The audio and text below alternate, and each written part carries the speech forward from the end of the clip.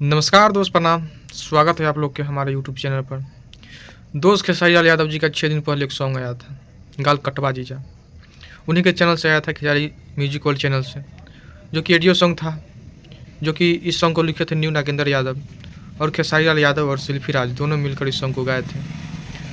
और ये सॉन्ग आया था खेसारी म्यूजिक वर्ल्ड चैनल पर, जो कि ऑडियो सॉन्ग था, जो कि 6 दिन पहले आया था। व्यू कोई खास ज़्यादा नहीं गया है 6 दिन में भी, 9,27,000 इसका व्यू गया है।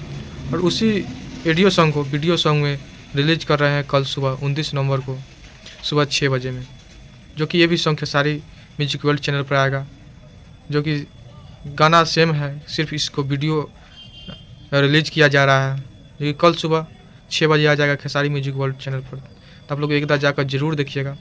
ऑडियो सॉन्ग लोग तो आप लोग देखे हैं, एक बार वीडियो सॉन्ग जाकर देखिएगा कि वीडियो कितना ब्लास्ट है, कितना बड़ा लेवल पर बनाया गया है या क्या है।